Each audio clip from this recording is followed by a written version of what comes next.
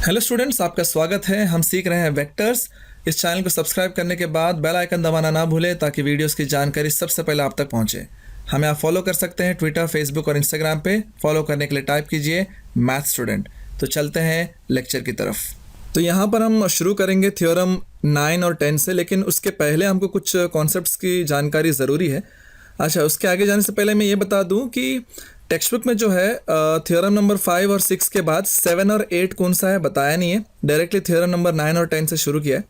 तो जो text book में नाम नंबर दिया है उसके हिसाब से मैं शुरू कर रहा हूँ, लेकिन जितना मुझे अंदाज़ा है थ्योरम नंबर 8 और 7 ये डायरेक्शन रेशियोज़ और एंगल के बीच में जो रिलेशन है, डायरेक्शन रेशियो और कोसाइंस के बीच में, वो हो सकता है थ्योरम नंबर 8। और थ्योरम नंबर 7 हो सकता है जो रिलेशन है L square plus M square plus N square equal to 1, वो थ्योरम नंबर 7 हो सकता है। उसका अगर आपको वो दोनों चीज़ें देखना है प्रूफ, तो आप ये जो ऊपर जो लिंक दिया हुआ है उस पर आप जाकर देख सकते हैं। ठीक है, थ्योरम करके मैंने नाम नहीं दिया है क्योंकि टेक्स्ट बुक में नाम नहीं दिया है, लेकिन मुझे ये नंबर देखने के बाद अंदाज़ा आ रहा है कि वही 7 और 8 होना चाहिए। ठीक है, फाइन। सो थ्योरम नंबर 9 और 10 में जाने से पहले कुछ चीज़ें हमको जानना ज़रूरी है। मैं यहाँ लिख देता हूँ। शुरू करते हैं स्केलार ट्रिपल प्रोडक्ट से। मैं यहाँ लिख देता हूँ scalar triple product. Scalar triple product क्या होता है? ठीक है, मान लो हमको 3 वेक्टर दिया गया है, ए, बी और सी। ठीक है, और याद रहे इनका ऑर्डर इंपॉर्टेंट है, यानी कि आप आगे पीछे जैसा आपकी मर्जी चाहे वैसे नहीं लिख सकते। ठीक है, अगर आपको 3 वेक्टर दिया है तो उसका स्केलार ट्रिपल प्रोडक्ट हम इस तरीके से डिनोट करते हैं। ठीक है, इसका एक और नाम भी है जो टेक्स्ट बुक में नहीं दिया है, उसको हम बॉक्स प्रोडक्ट भी बोलते हैं। ठीक है, इसको हम बॉक्स प्रोडक्ट भी बोल सकते हैं। फाइन, ठीक है। और जब भी आपको बॉक्स प्रोडक्ट निकालना हो तो आपको कैसे मिलेगा? आपको ये मिलेगा ए डॉट बी क्रॉस सी। इसको सॉल्व करने से आपको बॉक्स प्रोडक्ट मिल सकता है। या फिर आपको मैं शॉर्ट में एक फॉर्मूला बता दूं। मान लो 3 वेक्टर है, ए बार है A1i, A2j और A3k, B बार है B1i, B2j प्लस B3k। उसी तरह C बार है C1i, C2j एंड C3k। तो उसका जो बॉक्स प्रोडक्ट है A, B और C, इसको आप डिटर्मिनेंट से सॉल्व करके निकाल सकते हो। ठीक है, A1, A2, A3, यानी कि पहला रो जो है वो A का जो भी कोऑर्डिनेट्स रहेगा एक्स वाई जेड का वो लिखना होगा। उसके बाद B का कोऑर्डिनेट्स यानी कि B1, B2 और B3। उसके बाद C का कोऑर्डिनेट्स C1, C2, C3। तो इनमें से आपको जो भी कुछ मिलेगा एक कांस्टेंट वैल्यू मिलेगा। ठीक है, स्केलर वैल्यू मिलेगा, स्केलर बोलूँ या कांस्टेंट बोलूँ, ठीक है, वन एट द सेम। तो जो भी वैल्यू मिलेगा वो होगा बॉक्स प्रोडक्ट। ठीक है, ये आपको समझना बहुत ही ज़रूरी है ना। इसके कुछ प्रॉपर्टीज़ है जो हमको समझना पड़ेगा। ठीक है, पहले मैं इसको अंडरलाइन कर देता हूँ, स्केलर ट्रिपल प्रोडक्ट। ठीक है, नीचे चलते हैं, इसके प्रॉपर्टीज़ देख लेते हैं। Properties of scalar triple product. ठीक है, नाउ जब हम जान गए हैं स्केलर ट्रिपल प्रोडक्ट जो है हमको एक डिटर्मिनेंट के फॉर्म में मिलता है, तो यानी कि बहुत सारे प्रॉपर्टीज़ जो डिटर्मिनेंट के हैं वो स्केलर ट्रिपल प्रोडक्ट भी फॉलो करेगा।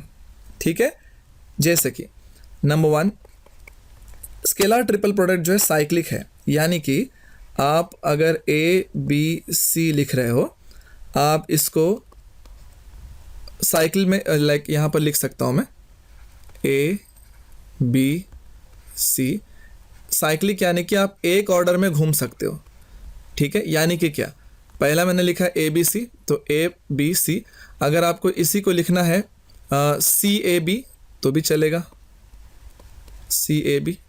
इसी को लिखना है आपको बी सी ए, वो भी चलेगा। समझ में? तो इस तरीके से ये साइक्लिक है। ठीक है, ऐसे घूम सकता है। ठीक है, फाइन। देन प्रॉपर्टी नंबर 2, ये क्या कहता है? अगर हमने इनका जगह चेंज किया तो हमको साइन चेंज करना पड़ेगा। यानी कि क्या, अगर सपोज ए बी सी ऐसा है, मुझे इसका जगह चेंज करना है, मान लो मुझे बी और सी का जगह चेंज करना है, तो मुझे नेगेटिव साइन लेके उसको मैं ऐसे लिख सकता हूँ। अगर मान लो मुझे ए और बी का जगह चेंज करना था, तो मैं उसको इस तरीके से लिख सकता हूँ। समझ में आ गया ना? अगर आप जगह चेंज कर रहे हैं तो साइन जो है चेंज करना पड़ेगा। ठीक है, फाइन। तीसरा पॉइंट, अगर मान लो, अभी देखो आप डिटर्मिनेंट देखे ना, थोड़ा ऊपर जाते हैं ना, डिटर्मिनेंट देख लो एक बार। पहला वेक्टर का मतलब है, यहाँ पर पहला वेक्टर का मतलब है ये पहला रो, दूसरा वेक्टर का मतलब है दूसरा रो, तीसरा वेक्टर का मतलब है तीसरा रो। ठीक है, अब अगर सपोज पहला और दूसरा रो मैंने जैसा दिया है वैसे लिख दिया है, लेकिन तीसरा रो जो है ए और बी को यूज़ करके बना हुआ है। ठीक है, हो सकता है आपने कुछ इस तरीके से बना दिया 2a + 3b।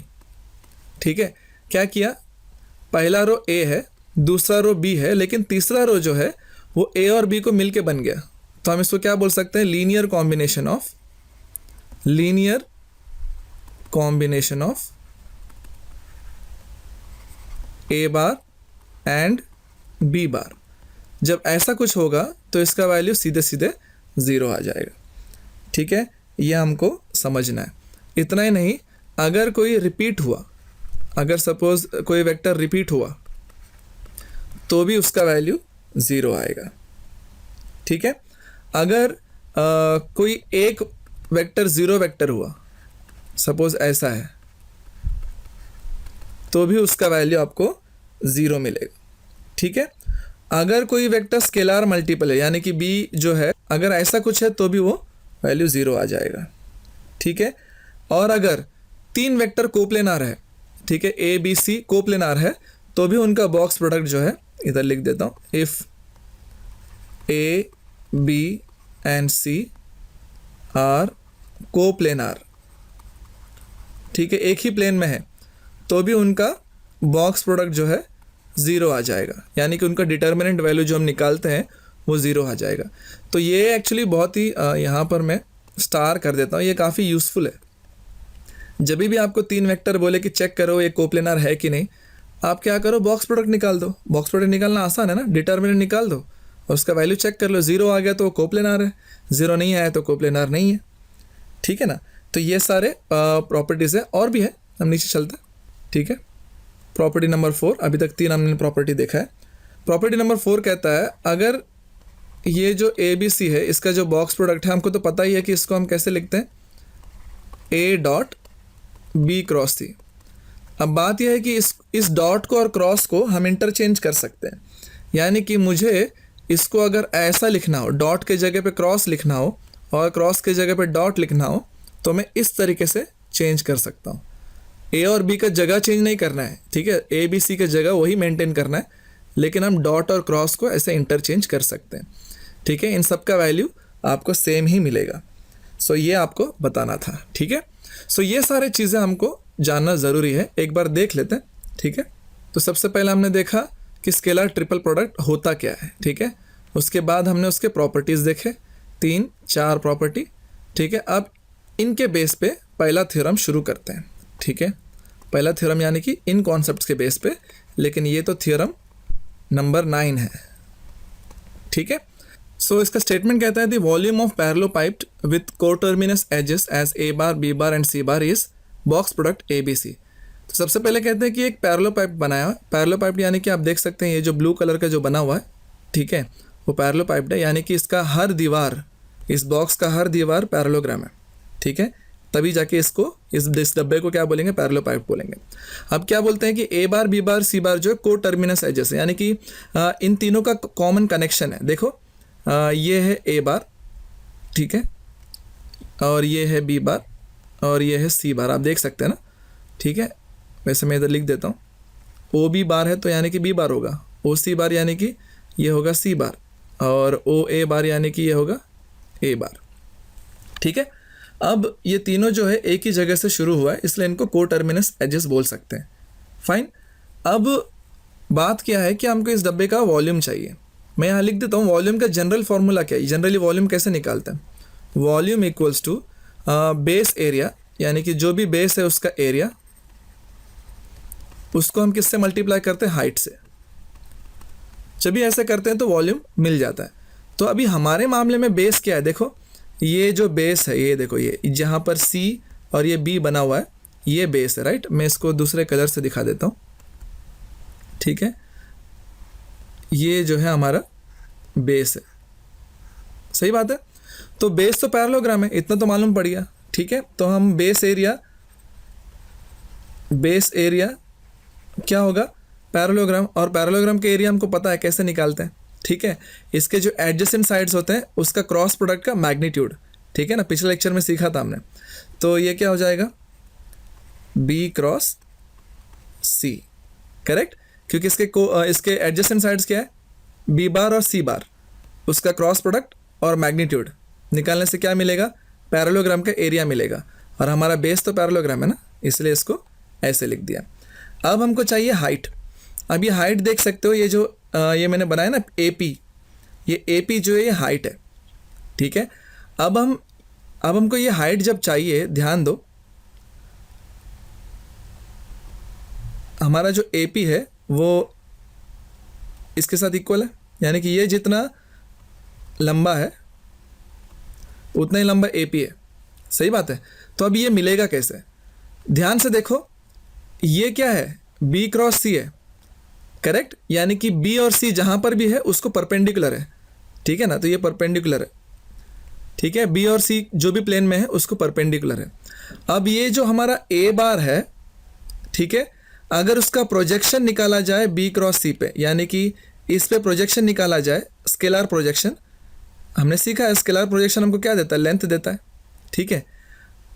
फिर से बता रहा हूँ, A का प्रोजेक्शन, यानी कि अगर मैं यहाँ से वेक्टर A के ऊपर लाइट डालूँ तो उसका परछाई यहाँ मिलेगा, ठीक है, इतना लंबा परछाई मिलेगा, और वो लंबाई जो है इस हाइट से इक्वल है ना। तो ये प्रोजेक्शन कैसे मिलता है ये भी हम जानते हैं, फॉर्मूला लिख देता हूँ तो आपको पता होगा। मैं दोबारा यहाँ पर फॉर्मूला लिख देता हूँ। हमने क्या सीखा था, अगर ये वेक्टर B है और ये अगर वेक्टर A है, ठीक है, हमको इसका स्केलर प्रोजेक्शन चाहिए, यानी कि ये लेंथ चाहिए, तो इसको क्या बोलेंगे, scalar projection of B on A, ठीक है। तो ये कैसे होगा, ये होगा A डॉट B, और जिसके ऊपर प्रोजेक्शन चाहिए उसके मैग्नीट्यूड से हम डिवाइड करते हैं, तो इस तरीके से हमको प्रोजेक्शन मिलता है, ठीक है। फिर बता रहा हूँ, B का प्रोजेक्शन A के ऊपर चाहिए, तो A डॉट B यानी कि उन दोनों वेक्टर्स का डॉट प्रोडक्ट, उसके डिवीजन में, यानी कि उसका डिनोमिनेटर में क्या आएगा, जिसके ऊपर प्रोजेक्शन चाहिए उस वेक्टर का मैग्नीट्यूड, ठीक है। इस चीज़ को ध्यान रखना है। तो यहाँ पर भी हमको वही चीज़ फॉर्मूला अप्लाई करना है।